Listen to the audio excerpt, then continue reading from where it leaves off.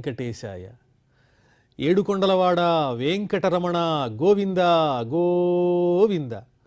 శ్రీ శ్రీనివాస శ్రీ వెంకటేశ గోవింద గోవింద. కలియుగ ప్రత్యక్ష దైవం శ్రీనివాస పరబ్రహ్మ అనుగ్రహ విశేషంతో శ్రీమద్భాగవతంలో సప్తమ స్కంధంలోని విశేషాలు యథాశక్తి మనం తెలుసుకుంటూ ఉన్నాము.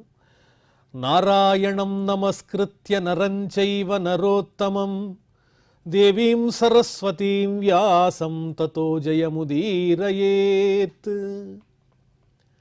ప్రహ్లాదుడు అసుర బాలకులకు భగవంతుని యొక్క తత్వాన్ని గురించి వర్ణించి చెబుతున్నాడు. దేహాన్ని గురించి బాధపడకూడదు, వ్యామోహం అనేది ఉండకూడదు, ఇంద్రియ నిగ్రహం ఉండాలి, ఎప్పుడూ ఆ పరమాత్మనే ధ్యానించాలి. తన్మయమైన భక్తితత్వము, అంతటా పరమాత్ముడు నిండి ఉన్నాడనే జ్ఞానం కలిగితే చాలు, సులువుగా ఆ శ్రీ మహావిష్ణువు యొక్క అనుగ్రహం మనకు లభిస్తుంది. ఆయన్ని పొందడం అంత కష్టమైన పనేం కాదు.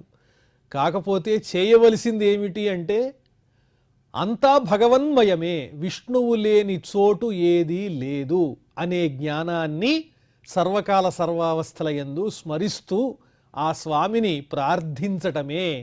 చక్కగా ఆ స్వామికి సంబంధించిన కీర్తనలు శ్రవణం చేయటం, చరిత్రలు వినటం, గోవిందా గోవిందా అని స్వామి నామాన్ని తలచటం, అవన్నీ చెయ్యాలి.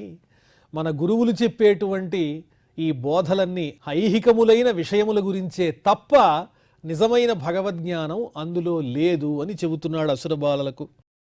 గురు శుశ్రూషయా భక్త్యా సర్వలబ్ధార్పణేన చ సంగేన సాధు భక్తానాం ఈశ్వరారాధనేన చ.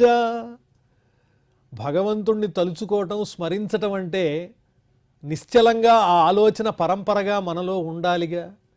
అలా ఉండాలంటే తదనుగుణమైనటువంటి కార్యములు మనం చెయ్యాలి. ఏమిటవి? భగవద్భక్తిని పెంపొందించేటువంటి ముఖ్యమైన కార్యములు ఏమిటో చెప్తున్నాడు. శ్రద్ధగా తెలుసుకోవాలి ఇవన్నీ కూడా. గురు శుశ్రూషయ, పెద్దలైన వారు, విద్య నేర్పేటువంటి గురువులు ఎవరైతే ఉంటారో వాళ్లను ఎల్లప్పుడూ గౌరవించాలి, సేవించాలి, భక్తితో సేవించాలి. మనస్సులో తిట్టుకుంటూ పైకి వినయాన్ని నటించటం కాదు. సర్వలబ్ధార్పణేన చ, మనకు ఏమి లభించినా అదంతా కూడా పరమాత్మ సమర్పణ బుద్ధితో ఉండాలి. ఇదంతా కూడా భగవంతుడిచ్చినటువంటిది, ఆయనకే చెందుతుంది తప్ప ఇందులో నాదేమీ లేదు అని సర్వాత్మన స్వామికి సమర్పించుకోవాలి.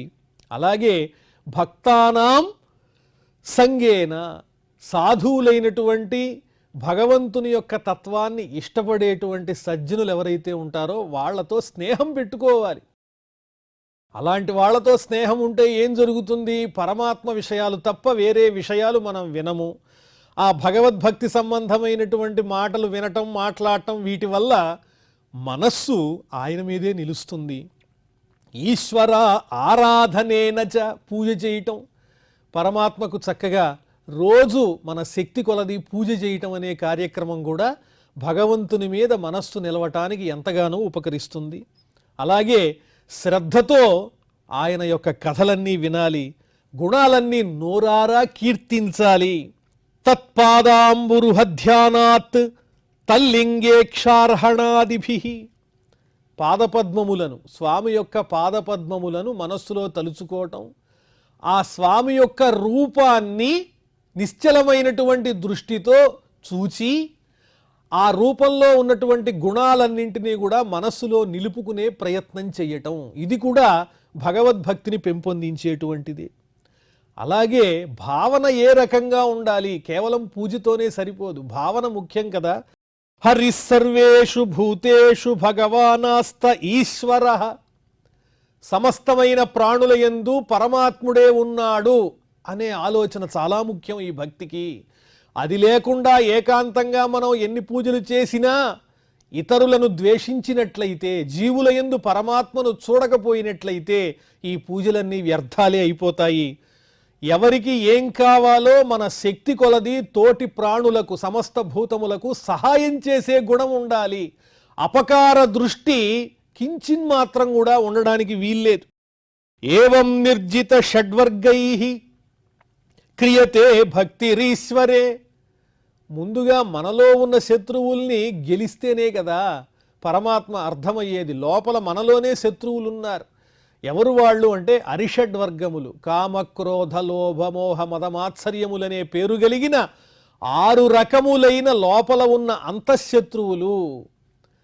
కోరికలు, కోపము, అలాగే లోభము, మోహము, వ్యామోహము, అలాగే అహంకారము, అసూయ, ఇలాంటివన్నీ ఎవరో తీసుకొచ్చి మనలో పెట్టేవి కాదు. మనలో కలిగేటువంటి ఈ దుర్గుణాలన్నింటినీ కూడా విడిచిపెట్టాలి. అప్పుడే పరమాత్మను పొందడానికి నిజమైనటువంటి నిగ్రహ శక్తి అనేది లభిస్తుంది. నిశమ్య కర్మాణి గుణానతుల్యాన్ వీర్యాణి లీలాతనుభిః కృతాని యదాతి హర్షోత్పులకాశ్రు గద్గదం ప్రోత్కంఠ ఉద్గాయతి రౌతి నృత్యతి. మనకు జీవితంలో ఇది అనుభవమైన విషయమే. భక్తి కలగాలంటే ఎన్నో మార్గాలున్నాయి. భగవత్ సంబంధమైన కీర్తన చక్కగా వినిపిస్తూ ఉంటుంది. ఆ కీర్తన వినంగానే ఆ మనస్సు అనుకోకుండా భగవంతుని మీదకి ప్రసరిస్తుంది. ఆ కీర్తనలో ఉండేటువంటి అర్థం కూడా దానికి ఉపకరిస్తుంది. ఆ కీర్తన మనం కూడా చక్కగా పాడుతూ భగవంతుని యొక్క గుణాలను పదే పదే తలుచుకుంటూ ఆ స్వామి చేసినటువంటి లీలలు ఏవైతే ఉంటాయో వాటిల్ని కూడా భావన చేసుకుంటూ అమితమైనటువంటి ఆనందంతో శరీరమంతా పులకాంచితమై గద్గద స్వరంతో, గద్గద స్వరము అంటే ఆనంద బాష్పాలు వచ్చేటప్పుడు ఆ ఆనంద బాష్పాలు గొంతులో కూడా అడ్డుపడి భక్తి భావనతో బాగా వాక్కు రాదు. అది కూడా ఒక చక్కటి భక్తి భావమే. అంటే సంపూర్ణంగా తన్మయమైనటువంటి చక్కని భావనతో భగవంతుని కీర్తన వస్తూ ఉంటే అది ఒక పక్క వింటూ దాని మీద దృష్టి లేకుండా ఐహికమైనటువంటి విషయాల్లో ఇవే నిత్యము మనకి అవసరమైనవని వాటిలో పడి కొట్టుమిట్టాడుతూ ఉంటే ఆ కీర్తనలోనూ నామంలోనూ ఉన్నటువంటి చక్కని భావన మన మనస్సుకి అందదు కదా. అందువల్ల అది వినేటప్పుడు తన్మయమైనటువంటి దృష్టి ఉండేటట్లుగా ప్రయత్నం చెయ్యాలి అని చెప్తున్నాడు ప్రహ్లాదుడు. అంతేకాదు సిగ్గు విడిచిపెట్టాలి. 10 మంది ఉన్నారే, ఇప్పుడు మనం భక్తిగా నాట్యం చేస్తే వీళ్ళు చూసి ఏమన్నా అనుకుంటారేమో, ఏమిటిన పిచ్చివాళ్లాగా నలుగురిలో నాట్యం చేస్తున్నాడు, అప్పుడప్పుడు తెలియకుండానే గోవిందా గోవిందా అని 10 మంది ఉన్నారని కూడా చూసుకోకుండా అరుస్తున్నాడేమిటి, భావావేశంతో ఏడుపు వస్తోందేంటినికి అని వాళ్ళు చూసి నన్ను అదో రకంగా భావన చేస్తారేమో. కాబట్టి ఎవరూ లేనప్పుడు మాత్రమే నా భక్తిని నేను ఏర్పాటు చేసుకుంటాననే భావన ఉండకూడదు. ఎంతమంది ఉన్నా మన మనస్సు మాత్రం ఆ భగవంతుని మీద ఉండాలి. అలాగే ఆక్రందతే, ఆర్తిగా పిలవాలి, నారాయణ గోవింద మాధవ అని ఎంతో ప్రేమపూర్వకంగా స్వామిని పిలుస్తూ ఉండాలి. ఆ భావన వచ్చినటువంటి వాళ్ళకి అనుకోకుండానే ఆనందము దుఃఖము ఒకే రకంగా కలుగుతూ ఉంటాయి. యదాగ్రహగ్రస్త ఇవ క్వచిద్ధసతి ఆక్రందతే ధ్యాయతి వందతే జనం ముహుశ్వసన్వక్తి హరే జగత్పతే నారాయణ ఇత్యాత్మమతి గతత్రపః. ఏమాత్రము తొట్రుపాటు లేకుండా, శంక లేకుండా, సందేహం లేకుండా, సిగ్గుపడకుండా 10 మందిలో ఉన్నప్పటికీ కూడా నారాయణ గోవింద మాధవ హరే కృష్ణ ముకుంద అని నామాన్ని జపించటానికి మొహమాట పడకూడదు. ఇవన్నీ అశాశ్వతములే, నేను శాశ్వతమైనటువంటి ఆ పరమాత్మను గురించి తలుచుకుంటున్నాననే ఆనందంతోనో తన్మయత్వంతోనో స్వామి ఇక నీ దర్శనం నాకు లభించదా అనేటువంటి తపనతోనో తన్మయంగా ఆ స్వామిని తలుచుకుంటే చాలు. అదే భగవంతుణ్ణి పొందడానికి మార్గం. ఇది చేయటానికి ఏం కావాలి అంటే దురభిమానం ఉండకూడదు, సాత్వికమైన బుద్ధి ఉండాలి. తదా పుమాన్ ముక్త సమస్త బంధన తద్భావభావానుకృతాశయాకృతి నిర్దగ్ధ బీజానుశయో మహీయస భక్తి ప్రయోగేన సమేత్యధోక్షజం. మన కర్మలు ఎలా వెంటపడతాయి మన్ని అంటే, వదిలించుకోవడానికి వీల్లేని మరక వస్త్రం మీద పడితే దాన్ని పోగొట్టుకోవడానికి ఎంత కష్టపడతామో అలాగే ఈ కర్మఫలం కూడా పట్టుకుని వదిలిపెట్టదు ఒక పట్టాన. అది మొత్తం ఎండిపోయి రాలిపోయినట్టుగా ఆ మత్సంతా పోయేటట్టుగా ఏం చెయ్యాలి అంటే తన్మయమైనటువంటి భావనతో ఎప్పుడైతే ఎలుగెత్తి స్వామీ రక్షించు అని ఐహికమైన ఐశ్వర్యాలు అధికారాలు కోరుకోకుండా 10 మంది నన్ను చూస్తున్నారనే సిగ్గు బిడియం లేకుండా ఎప్పుడైతే తన్మయంగా ఆ పరమాత్మను ధ్యానం చేస్తామో ఆ క్షణమే మనస్సు స్వామి యందు నిష్కల్మషంగా కపటం లేకుండా ఎప్పుడైతే లగ్నమైందో అప్పుడే వస్త్రానికి పట్టిన మలినం పోయినట్లుగానే మనలో ఉన్న ఈ కర్మకు సంబంధించినటువంటి దుఃఖాలు కష్టాలు అవన్నీ కూడా పోయి నిర్మలమైపోతామో. ఓ అసుర బాలకులారా, ఇది చాలా తేలిక మార్గము, సిగ్గుపడకుండా చెయ్యండి ఈ పనిని. భక్తి ప్రయోగేన, నిజమైనటువంటి భక్తి ప్రయోగంతో ఈ కర్మవశం వల్ల వచ్చేటువంటి దుఃఖాలను తప్పకుండా పోగొట్టుకోవచ్చు. ఉండవలసింది ఏమిటంటే తద్భావన, ఆ పరమాత్మ భావన అనేది ఎక్కడ చూచినా ఆ శ్రీ మహావిష్ణువే కనిపించాలి నాయన. అలా ఉన్నట్లయితే మనకన్నా గొప్పవాళ్ళు ఈ లోకంలో ఎవరూ లేరు. పరమాత్మ అనుగ్రహం పొందిన వాళ్ళకన్నా మహాత్ములు ఎవరుంటారు? రాయఃకళత్రం పశవస్సుతాదయో, మనకు అడ్డంకేమిటి అనేది కూడా చెబుతున్నాడు ప్రహ్లాదుడు. గృహామహీ కుంజర కోశభూతయః సర్వేర్ధకామాః క్షణభంగురాయుషః కుర్వంతి మర్త్యస్య కియత్ ప్రియంచలాః. బాగా ఆలోచించండి. మనకు కనిపించేటువంటి అనుబంధాలు, ఆనందాలు, ఐశ్వర్యాలు ఇవన్నీ ఎంతకాలం మనతో ఉంటాయి? అవన్నీ తాత్కాలికమైన ఆయుర్దాయం కలిగినవే మానవ జన్మలాగా. సంపదలు, భార్య, బిడ్డలు, భార్య అంటే పతి కూడా, అలాగే పశువులు, పుత్రులు మొదలైనటువంటి వారు, ఇళ్ళు, ఈ భూమి, ఏనుగులాగా పెద్దదిగా సమకూర్చుకున్నటువంటి ధనరాశి, ఈ రకమైన అర్ధకామాదులు ఏవైతే ఉన్నాయో ఇవన్నీ క్షణభంగురాయుష, క్షణంలోనే నశించిపోయేటువంటివి. ఇవి తాత్కాలికమైనటువంటివి. అవి మానవులకు ఎంతవరకు ప్రియాన్ని చేకూరుస్తాయో ఒక్కసారి బుద్ధి పెట్టండి. బుద్ధి నిలవదుగా, మనస్సు నిలవదు. ఆ వైరాగ్యం అనేది శాశ్వతంగా నిలవాలి. తన్మయమైనటువంటి భక్తి ఉండాలి. కనిపించేవన్నీ అశాశ్వతములనే నిజమైన జ్ఞానం ఎప్పుడైతే కలుగుతుందో, ఇవి నిజంగా మనకి ఉపయోగపడేవి కాదు అని ఎప్పుడైతే తెలుసుకుంటారో అదే ముక్తయ్యా. ఇవే అడ్డం పడుతున్నాయి. కాబట్టి మనం ఏం చేద్దామో తెలుసా? హాయిగా చాలదు భూదేవత్వము, చాలదు దేవత్వము, అధిక శాంతత్వంబున్ చాలదు హరి మెప్పింప విశాలోద్యములార భక్తి చాలిన భంగిన్. నేను ఉత్తమమైన వంశంలో పుట్టానండి. నిరంతరము నేను శ్రద్ధగా ఆచార సాంప్రదాయాలన్నీ పాటిస్తూ ఉంటానండి. అది మంచిదే, తప్పు కాదు, చాలా మంచి విషయం. అవన్నీ ఆలోచిస్తూ వాడు నావాడు, వీడు పరాయివాడు, వాళ్ళతో నాకు పడదు, ఇలాంటి భావాలు మనస్సులో పెంపొందించుకున్నట్లయితే ఈ చేసినటువంటి అనుష్ఠానాలన్నీ ఏమైపోతాయి? కాబట్టి అది సరిపోదు. అలాగే నేను దేవతను, దిక్కులన్నీ నా చేతిలోనే ఉన్నాయని, దేవతలైనా సరే ఇంద్రాదులైనా సరే నేను దేవత్వంగా ఉన్నాను, దైవాంశ సంభూతుండని భావన చేసిన అది సరిపోదు. అలాగే నేను శాంతంగా ఉంటానండి అంటే అది కూడా చాలదు. హరిని మెప్పించాలంటే కావలసినటువంటి సాధనం ఏమిటంటే భక్తి, తన్మయమైనటువంటి భక్తి. అది మీరు అలవరుచుకోండి. అది ఇచ్చేటువంటిది ఏ సాధనము ద్వారా అది మనకు సమకూరదు. ఆ భగవంతుని యొక్క తత్వాన్ని తెలుసుకోవటం ద్వారా ఎంతో మంది ముక్తి పొందారు. తరతమ భేదం లేదు భక్తికి. ధనుజ భుజగ యక్ష దైత్య మృగాభీర సుందరీ విహంగ శూద్ర శబరులైన, రాక్షసులైన, పాములైన, యక్షులైన, దైత్యులైన, అడవిలో తిరిగే జంతువులైన, జ్ఞానం లేని అమాయకులైన, పక్షులైన, పశువులైన, ఎవరైనా సరే తరతమ భేదం లేకుండా ఈ సృష్టిలో ఉన్నటువంటి జీవులలో ఎవరైనా కూడా ఆ పరమాత్మమయంగా ఈ ప్రకృతిని భావన చేసినట్లయితే, పరమాత్మ కన్నా విరుద్ధమైనదేది ఇక్కడ లేదని తెలుసుకున్నట్లయితే వాళ్ళందరూ ఆ పరమాత్మను చేరుకుంటారు. ఇందులో సందేహమేమీ లేదు. ఏవం హి లోకాః క్రతుభిః కృతా అమి క్షయిష్ణవస్సాతిశయాన నిర్మలాః తస్మాదదృష్టశ్రుత దూషణం పరం భక్త్యైకయేశం భజతాత్మలబ్ధయే. ఎన్నో పూజలు చేశాము, యజ్ఞయాగాదులన్నీ చేశాము, అని చెప్పుకున్నప్పటికీ అవన్నీ పరమాత్మకు అర్పించకపోయినట్లయితే ఆ ఫలితాలన్నీ ఆయా కోరికలకు తగ్గట్టుగా ఉపయోగపడి నశించిపోతాయి.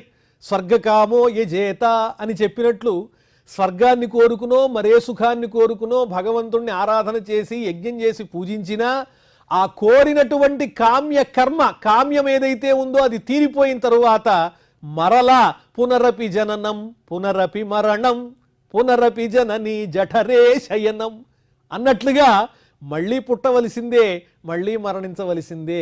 ఈ పాపపుణ్యాలు క్షయం చెందుతూ ఉంటాయి, వృద్ధి చెందుతూ ఉంటాయి. ఎప్పటికీ ముక్తి అనేది లభించదు. చేయవలసింది ఏమిటి అంటే వీటన్నిటికన్నా ఈ లోకంలో అంతా నిండి ఉన్న పరమాత్మని తెలుసుకోవటమే.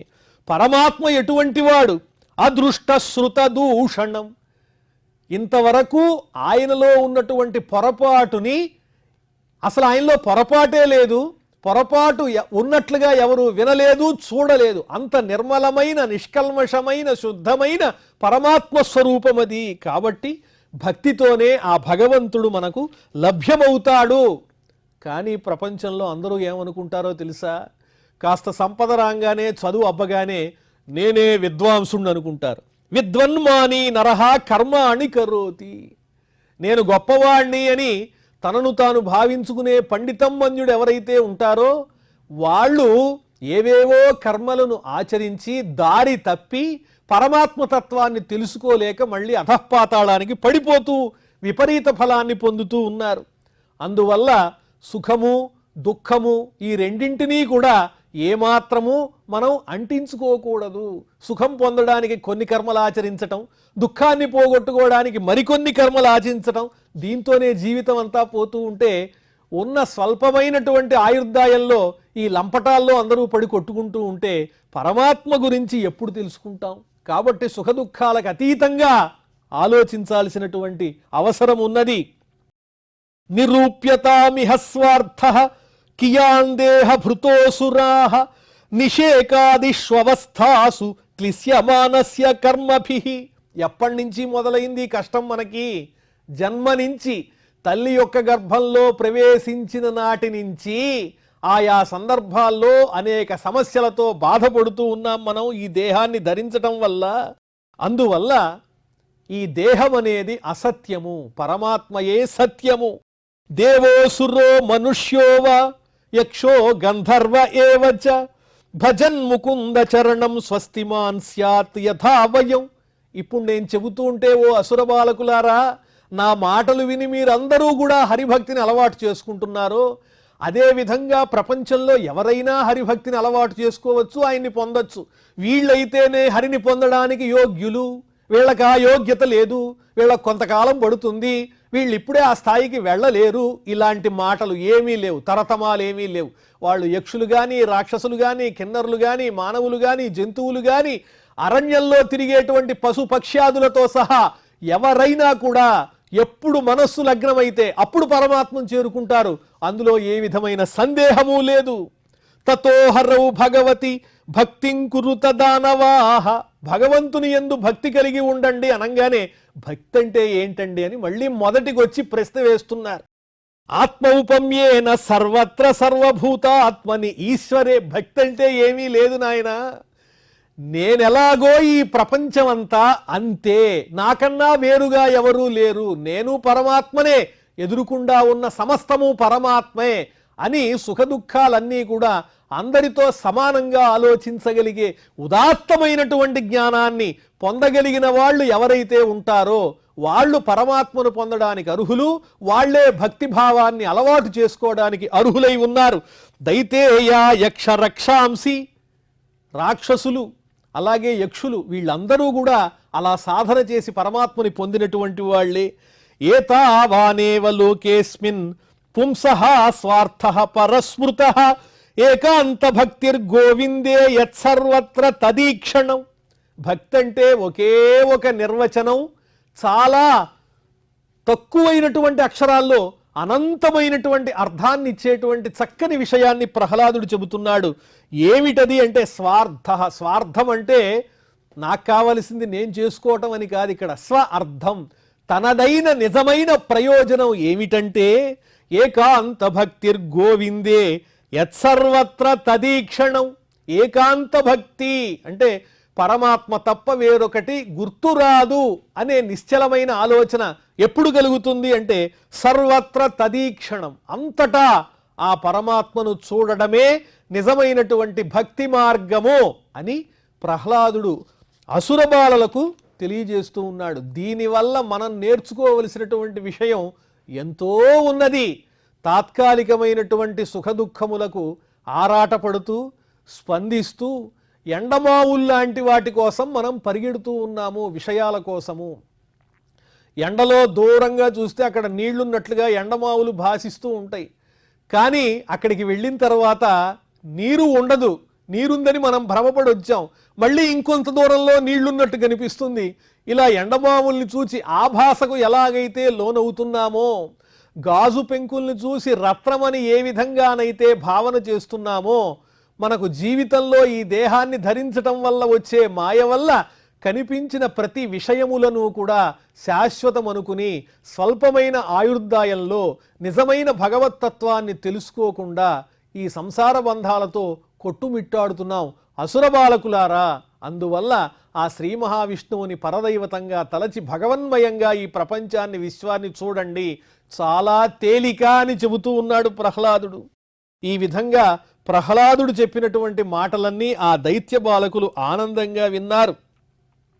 అప్పుడు ఆచార్యుల వారు వచ్చారు. ఈలోపు ఏమిటి దైత్య బాలకులంతా కూడా విద్యాభ్యాసం మానేసి ప్రహ్లాదుడు చెప్పే మాటలు వింటున్నాడని వాళ్ళు చూశారు. చూసి అయ్య బాబోయ్, ఈ ప్రహ్లాదుడే కాకుండా ఈ ఆశ్రమంలో ఉన్నటువంటి రాక్షస బాలకులందరినీ హరిభక్తులుగా చేసేస్తున్నాడు, మనం చెప్పేటువంటి ఈ ధర్మార్థకామాలకు విరుద్ధంగా వేరేదో పాఠం చెబుతున్నాడు, ఈ విషయం రాజుగారికి తెలిసిందంటే ఆయన ఏ విధమైన శిక్ష వేస్తాడో అని వాళ్ళందరూ భయపడిపోయారు గురువులు.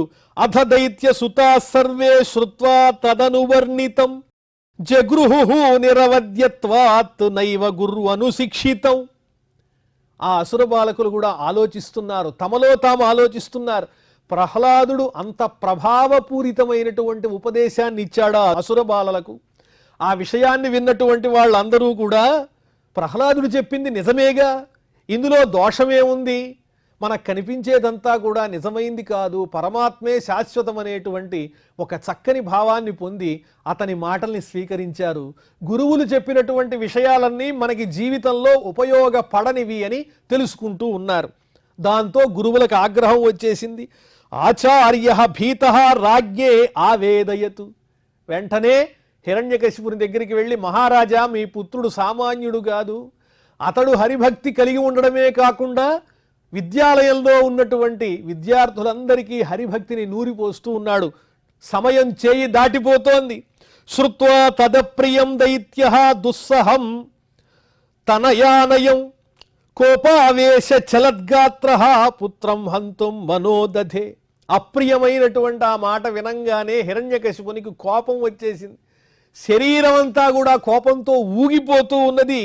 ఆ ఆవేశంతో కళ్ళు ఎర్రబడి ఏం చెయ్యాలో తెలియక ఇక వీణ్ణి సంహరించడం తప్ప వేరే గత్యంతరం లేదు, ఏదో మార్గంతో ప్రహ్లాదుణ్ణి చంపవలసిందే అని తన కుమారుణ్ణే చంపటానికి ఎన్నో విధములైన ఆలోచనలు చేస్తూ ఉన్నాడు. క్షిప్త్వా పరుషయావాచ ప్రహ్లాదం అతదర్హణం అవేక్షమాణ పాపేన తిరశ్చీనేన చక్షుష. ప్రహ్లాదుణ్ణి పిలిచి నుంచోబెడితే తల ఉంచుకుని ఎదురుకుండా నుంచున్నాడు ప్రహ్లాదుడు.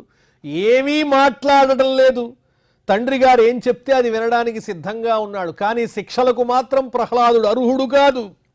అటువంటి భక్తుడైన ప్రహ్లాదుణ్ణి ఎలా చూస్తున్నాడు హిరణ్యకశిపుడు అంటే, వంకర చూపుతో ఈ కనుబొమ్మలను ముడిచి కోపంతో చూస్తున్నాడు ప్రహ్లాదుని వంక. ప్రశ్రయావనతందాంతం బద్ధాంజలిమవస్థితం సర్పః పదాహత ఇవ శ్వసన్ ప్రకృతి దారుణ. సహజంగానే దుష్టుడు ఈ హిరణ్యకశిపుడు, అందువల్ల ఆ ప్రహ్లాదుణ్ణి వంకర చూపుతో చూస్తూ ఉన్నాడు. ఒక సర్పాన్ని గనక ఎవరైనా కాలితో తంతే కోపంతో ఏ విధంగానైతే ఆ సర్పము బుసగొట్టి చూస్తుందో ఆ రకంగా చూస్తున్నాడు. మరి ఆ తరువాత ఆ ప్రహ్లాదునికి హిరణ్యకశిపుడు ఏం చెప్పాడు, ప్రహ్లాదుడు ఏమి సమాధానం చెప్పాడు, ఈ విశేషాలన్నీ మళ్ళీ మనం తెలుసుకుందాం.